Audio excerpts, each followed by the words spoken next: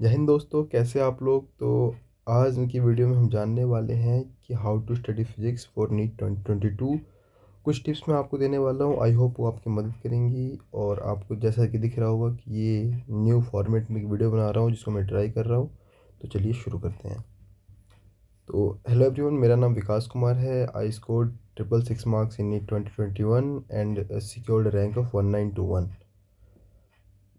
सबसे पहले फिजिक्स की रिगार्डिंग जब भी बात करते हैं हम तो डर जाते हैं कि यार फिजिक्स बहुत वास्ट सब्जेक्ट है। हाँ, ये वास्ट सब्जेक्ट है और जनरली जो नीट जाए वाले या बायो वाले बच्चे होते हैं जिनके लिए जनरली ये लगता है कि यार ये टफ साइड रहती है, क्योंकि बैटल चल रहा होता है कि यार फिजिक्स से डील कैसे करें, फिजिक्स से डील कैसे करें।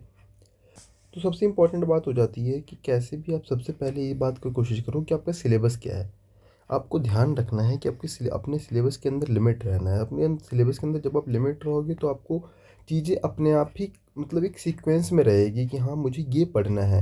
कई बार हम पढ़ने लगते हैं जेई मेंस का, एडवांस का पढ़ने लग जाते हैं जो कि हमारे बिल्कुल काम नहीं आने वाला। हमारा नीट जो है फिजिक्स बहुत मेजरली जो क्वेश्चन होते हैं 45 क्वेश्चन में से 20 क्वेश्चन जो होते हैं वो हमें रट के भी हम जाएंगे ना तो 20 क्वेश्चन हमें कम से कम 20 क्वेश्चन हम सॉल्व करके आ सकते हैं। और 20 क्वेश्चन का मतलब 80 नंबर।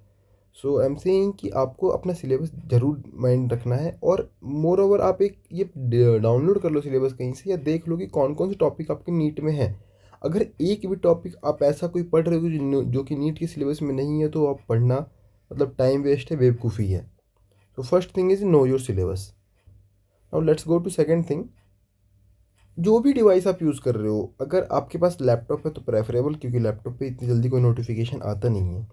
बट आपके पास अगर मोबाइल है या फिर टैब है, आईपैड है, तो उस पर आप ऐसा करो नोटिफिकेशन को टर्न ऑफ करो। किसी भी ऐप किसी भी जो जिस ऐप से पढ़ रहे हो, अगर आप यूट्यूब पे पढ़ रहे हो तो उसके अलावा जितने भी ऐप है सबके आप नोटिफिकेशन, यहाँ तक यूट्यूब की भी नोटिफिकेशन को बंद कर दो आप। क्योंकि नोटिफिकेशन ऑन होता है, नेट ऑन होता है, नोटिफिकेशन आता है तो कहीं ना कहीं हम डिस्ट्रैक्ट डेफिनेटली हो जाते हैं। और अगर आप एक सेकंड के लिए भी डिस्ट्रैक्ट हो रहे हैं तो फिर उस कॉन्सेप्ट को दोबारा पढ़ने वाले हो आप, फिर वो अपने आप में आपका टाइम वेस्ट होता चला जाएगा। छोटे छोटे टाइम मतलब वेस्ट होता जाता है और वो एक कलेक्टिवली बहुत ज़्यादा टाइम वेस्ट करवा देता है हमारा। तो नोटिफिकेशंस को बंद करो। बहुत छोटी सी बात है लेकिन at the end of the NEET exam you will realise कि उससे आपको कितना ज़्यादा फ़ायदा हुआ था ना। अवॉइड डिस्ट्रैक्शन की मतलब आप ऐसे पढ़ो जैसे कि आज 40 मिनट ही पढ़ रहे हो। तो भले ही आप 40 मिनट पढ़ रहे हो लेकिन उस 40 मिनट के अंदर कोई डिस्ट्रैक्शन नहीं होना चाहिए। उस टाइम पे आप कुछ भी नहीं देखोगे, कोई भी और चीज़ नहीं देखोगे। यहाँ तक कि कोई आपको बुला भी रहा है तो नहीं भाई, नहीं ध्यान देना उसकी बात पे। उस 40 मिनट आपको पूरा कंसंट्रेट होकर रहना है। उसके बाद आप 5 मिनट का 10 मिनट का ब्रेक लो और उस 5 से 10 मिनट एग्जैक्टली स्टॉप वॉच लगा के रखो कि उस 5 से 10 मिनट में मैं जो करने वाला हूँ उससे मुझे कोई फ़र्क नहीं पड़ता। मैं पढ़ाई से रिलेटेड बिल्कुल नहीं होगा।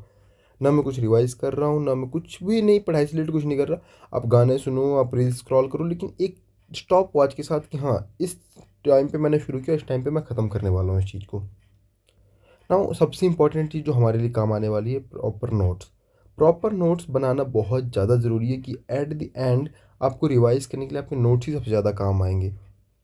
लेक्चर देखो, सामने लेक्चर चल रहा है, नोट्स बनाओ। नोट्स बनाने में पहली बार में लग रहा होता है टाइम कितना लग रहा है, टाइम कितना लग रहा है।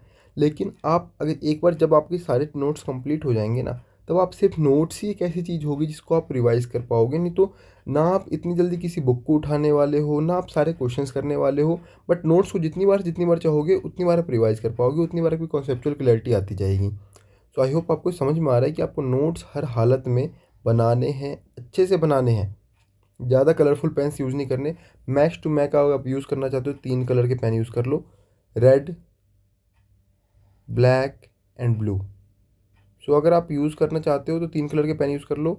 और मैं तो ये प्रेफर करता था, मैं तो ब्लैक और sorry blue and red use करता था बस। सो आई होप आपको क्लियर होगा इतना कि आप red, black and blue pen को उतने में इनफ नोट्स, ज़्यादा कलरफुल नहीं बनाने। हाँ, ध्यान रखना कि नोट्स बनाते टाइम ब्लैंक ब्लैंक पेजेस वाली जो नोटबुक होती है उनको यूज़ करो। एक चीज़ और, एक इंपॉर्टेंट बात और बताना चाहता हूँ कि जिसमें आप अगर आप नोट्स बना रहे हो, आप फिजिक्स के नोट्स बना रहे हो, तो आप जो भी चीज़ टीचर अगर बोल रहा है ना, कोई भी चीज़ अगर याद करने वाली है जो कि है कॉन्सेप्चुअल लेकिन टीचर ने उसे हिंदी में समझा दिया है या आपके मदर टंग में समझा दिया है या आपको मदर टंग में समझ में आ गई है, तो आप उसको वहाँ पे कॉपी में अपनी उस तरह ही लिख लो। क्यों? क्योंकि जब आप अगली बार रिवाइज करोगे ना तो आपको याद होगी, उसी टाइम पे याद हो जाएगी, उसी टाइम पे समझ में आ जाएगी कि आपने ये स्टेप क्यों लिखा था। समझे? या स्टेप का मतलब क्या है। कई बार हम लिख तो देते कॉन्सेप्ट, लेकिन जब रिवाइज कर रहे होते हैं तो लगता है यार क्यों लिखा था, ऐसा समझ नहीं आया, समझे। और फिर आप उस लेक्चर को ढूंढोगे, आप उस टाइम पे जाओगे या फिर बुक में ढूंढोगे तो बहुत टाइम वेस्ट हो जाएगा इसमें। तो छोटी सी टिप है, ध्यान रखना इस बात का। अब देखो, अगर आपको थ्योरी पढ़नी है, मोर ओवर जो टीचर्स पढ़ाते हैं जनरली अब ऐसा हो गया है कि जितने भी नीट की प्रिपरेशन करवाते हैं टीचर, उसमें इतनी थ्योरी दे देते हैं जितना हमारे काम की होती है। लेकिन फिर भी अगर आपको है कि मुझे कोई थ्योरी पढ़नी है, प्रेफर करो एनसीईआरटी। अगर किसी को एनसीईआरटी की लैंग्वेज समझ में आ रही है, अच्छा लग रहा है, एनसीईआरटी पढ़ो, सबसे अच्छी चीज़ है। अगर एनसीईआरटी नहीं समझ में आ रही, कि जो कि हम जनरली प्रेफर नहीं करते, मैंने भी इतनी जल्दी एनसीईआरटी को खोल के नहीं देखा था। एनसीईआरटी को मैंने लास्ट में खोल के देखा था, जब कॉन्सेप्चुअल क्लैरिटीज़ आने लग गई थी, तब मैं एनसीईआरटी की समरी, एनसीईआरटी में जो समरी थी वो, और क्या पढ़ता था, पॉइंट्स टू पॉइंटर पढ़ता था फिजिक्स में, वो बस पढ़ता था। तो जब आपको इतना समझ में आ गया है कि अगर आप एनसीईआरटी से नहीं समझ पढ़ पा रहे हो तो आप एच सी वर्मा उठा सकते हो। एच सी वर्मा की लैंग्वेज ईजी है। भारती भवन पब्लिकेशन की किताब आती है कॉन्सेप्ट ऑफ फिजिक्स नाम से। जिन बच्चों को पता है, या आपके फ्रेंड्स किसी से भी ले लो किताब, अपने सीनियर से ले लो किताब, आप उसको अगर आपको थ्योरी पढ़नी है तो आप उसको पढ़ सकते हो। उसके अलावा कुछ भी, मैंने नथिंग एल्स को अलग से लिखा है, आप उसके अलावा कोई और बुक मत उठाओ, आप सिलेबस कंप्लीट नहीं कर पाओगे, जो कि ऑनेस्ट बात है। हम बहुत सारी चीज़ें पढ़ने के चक्कर में जो हमें पढ़ना होता है उसको हम छोड़ देते हैं। So just believe that thing. उसके बाद क्या है, trust your teacher. Trusting your teacher is the most important part of the physics और in any subject, anywhere. Trusting your teacher is most important part. आप किसी भी teacher, जब तक आप ट्रस्ट नहीं करोगे उस टीचर पे, अपना टीचर को सिलेक्ट कर लो अभी से कि हाँ भाई मैं इसी टीचर से पूरा सिलेबस कंप्लीट करने वाला हूँ। वो टीचर भी ऐसा हो जो कि पूरा सिलेबस कंप्लीट करवा सके, आपको पता हो कि उन्होंने सिलेबस कंप्लीट करवाया, या जिनके लेक्चर्स कंप्लीट अवेलेबल है, और उन पे बिलीफ रखो कि ये जो पढ़ा रहे हैं सही पढ़ा रहे हैं और इनके जो समझा रहे हैं मुझे अच्छे समझ में आ रहा है। जब तक आप अपने टीचर पर ट्रस्ट नहीं करोगे आपको कोई बात समझ नहीं आने वाली। सो जस्ट लाइक कि टीचर इज़ गॉड। अच्छा, कोई भी टीचर आपको गलत नहीं पढ़ाएगा, कोई भी टीचर आपको गलत नहीं पढ़ाएगा, और कोई भी टीचर इनएडिक्वेट नहीं होता। बस ये है कि आपको समझ में आ रहा है उन टीचर से, दैट्स इंपॉर्टेंट थिंग। आपको उस टीचर पे ट्रस्ट है, that's most important thing. So trusting your teacher is very important thing for you. उसके बाद कॉन्सेप्ट्स और न्यूमेरिकल में जहाँ हम कन्फ्यूजन होते हैं, आपको 7th पॉइंट नज़र आ रहा होगा, कॉन्सेप्ट्स और न्यूमेरिकल, कि भैया कॉन्सेप्ट पढ़े या न्यूमेरिकल करे। अरे यार दोनों करना है अपने को। कुछ ऐसे टॉपिक्स होंगे जहाँ पे कॉन्सेप्ट्स पढ़ोगे उसके बाद न्यूमेरिकल सॉल्व होंगी, कुछ ऐसे टॉपिक्स होंगे जहाँ पे कॉन्सेप्ट उतना ज़्यादा क्लियर नहीं समझ में आएगा, बट जब न्यूमेरिकल करने लग जाओगे ना तो आपको कॉन्सेप्ट अपने आप क्लियर होने लग जाएगा। जैसे इस बात को ऐसे समझना कि आपने काइनेमेटिक्स पढ़ा, टीचर ने कॉन्सेप्ट समझाया, ठीक है, आपने न्यूमेरिकल सॉल्व किए, ठीक है। लेकिन जब हम थर्मोडायनेमिक्स की तरफ जाते हैं ना तो टीचर कॉन्सेप्ट पढ़ा रहा होता है ना, तब हमें समझ नहीं आ रहा था कि क्या यूज़ है, कैसे करें, क्या मतलब C P minus C V equal to R, ये सब क्या टीचर ने क्या पढ़ाया है। लेकिन जब आप उसके क्वेश्चन करते हो तो जब क्वेश्चन में अप्लाई होता है तब जाके आपको समझ में आता है कि अच्छा टीचर ने यहाँ पे ऐसे बताया था और इस कॉन्सेप्ट का मतलब यहाँ पे ये था। सो ये दोनों चीज़ें इंपॉर्टेंट है, जितनी ज़्यादा कॉन्सेप्ट इंपॉर्टेंट है उतनी ज़्यादा न्यूमेरिकल्स इंपॉर्टेंट है।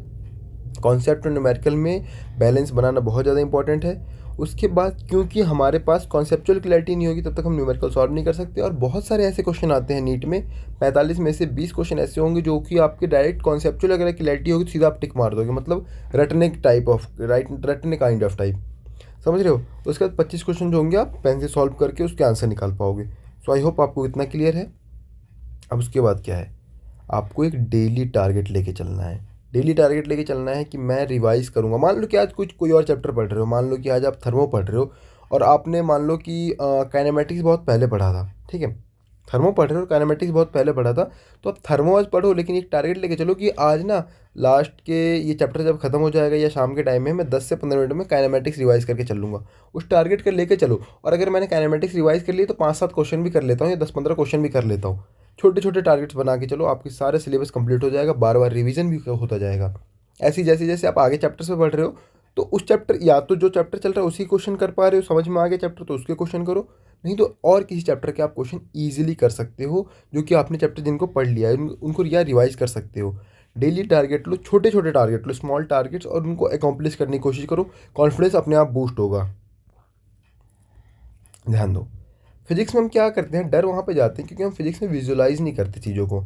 जब आप चीज़ों को विजुलाइज करने लग जाओगे ना कि यार कहाँ पे क्यों, जो हम फ्लाईओवर पे जब चढ़ रहे होते तो क्यों फ्लाईओवर का जो होता है वो कर्व टेढ़ा सा होता है, उसमें बैंकिंग क्यों की जाती है रोड में, तो ये सब चीज़ें जो आप करोगे कि हाँ भाई इसके कारण ऐसा हो रहा है, बैंकिंग अप्रोच इसलिए किया गया है, या जो भी आप रियल लाइफ में देखने लग जाओगे ना एग्जांपल्स को, तो अपने आप आपको समझ में आने लग जाएगा कि अच्छा, तब जाके आप ज़्यादा फील आएगा कि यार फिजिक्स ईजी तो है, मज़ा तो आ रहा है। और जब एक बार मज़ा आने लग गया फिजिक्स में ना, फिर फिजिक्स से मतलब फिजिक्स को आप सॉल्व करना चाहोगे, आप भागोगे नहीं कभी डर करके, ठीक है। अब ध्यान दो, एक चीज़, लास्ट चीज़ एक बताना चाहता हूँ कि अगर आपको पता है कि अभी कितना है, सभी लोग जितना भी न्यूज़ेज आ रहे हैं, जिस हिसाब से बोल रहे हैं कि फर्स्ट वीक ऑफ जुलाई में, अभी के हिसाब से बोल रहे हैं कि फर्स्ट वीक ऑफ जुलाई में अगर नीट होता है, तो अभी आपके पास 4.5 मंथ्स है, मतलब अप्रैल मई, अभी मार्च अप्रैल मई जून, ये 4 मंथ कंप्लीट है। और उसके बाद ये 10 डेज और बच रहे हैं, तो ठीक है ना, मान लो कि 130 दिन आपके पास है। 130 दिन है, आपको सबसे पहले उन चैप्टर्स को करना है जिनमें आपको, जो आपको टफ लगते हैं, उन चैप्टर्स को करना सबसे पहले ज़रूरी है उनको, क्योंकि वो ज़्यादा टाइम आएंगे और लास्ट टाइम आप पैनिक करोगे कि यार वो चैप्टर मेरे हुआ नहीं, वो चैप्टर हुआ नहीं, उसको आप छोड़ दोगे। और आप नीट में किसी चैप्टर को छोड़ के जा नहीं सकते। तो पहले आप उन चैप्टर्स करो जो आपको टफ लगते हैं।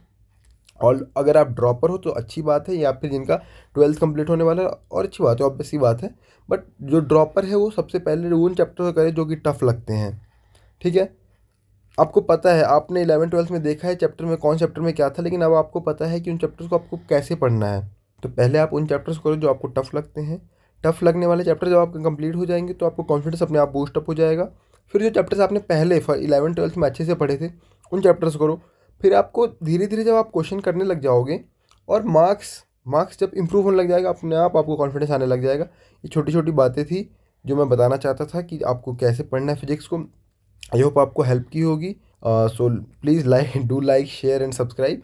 और कोई भी सजेशन देना है आप, वेलकम है आपका यहाँ नीचे कमेंट बॉक्स में। मैं कोशिश करूँगा कि उसके ऊपर भी वीडियो बना सकूँ, आपको गाइड कर सकूँ, आपका मेंटर हमेशा बन के रहूँ और आपको हेल्प कर सकूँ, जितने ज़्यादा ज़्यादा बच्चों की हेल्प हो सके हेल्प कर सकूँ। So that's how where I am ending this video. जय हिंद।